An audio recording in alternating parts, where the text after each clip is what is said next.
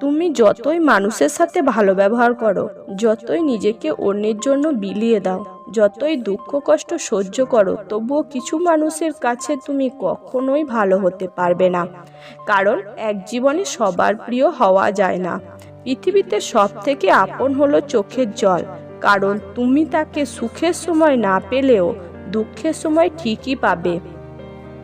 কেউ কারোর নয়, কেউ কারোর ছিলও না কখনো।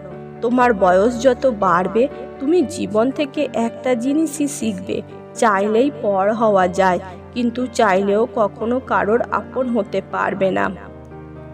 গীতায় শ্রীকৃষ্ণ বলেছেন যে কেউ কারোর নয়, না তোমার আত্মীয় স্বজন, না তোমার পরিবার পরিজন, না তোমার বন্ধু বান্ধব, এমনকি তোমার শরীরের মধ্যে থাকা আত্মাটাও তোমার না।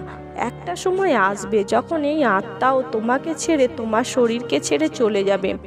তাই কারোর থেকে আশা কম করো। তুমি যদি পরিমাণের থেকে বেশি আশা করো, তাহলে পরিমাণের চেয়ে বেশি কষ্ট তুমিই পাবে। নিজের ভালো মানসিকতাকে বদলাও, নিজেকে আবেগপ্রবণ নয় আবেগহীন করে তোলো।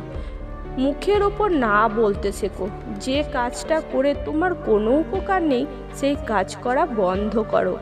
একবার ভেবে দেখো, বনের মধ্যে সিংহ যদি আবেগপ্রবণ হয়ে পড়ে, তাহলে তার দিনগুলো অনাহারে যাবে।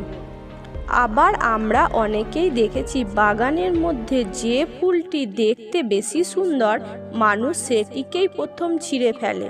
তাই লোকের চোখে সুন্দর হবার কোনো প্রয়োজন নেই। কাউকে প্রয়োজনের চেয়ে বেশি দাম দিতে নেই, দিলে সে তোমাকে সস্তা ভেবে ডাস্টবিনে ছুঁড়ে ফেলে দেবে। কখনো কখনো আপনার সরল মনোভাব ও মিষ্টি কথাগুলিকে আপনার দুর্বলতা হিসাবে ব্যাখ্যা করা হয়।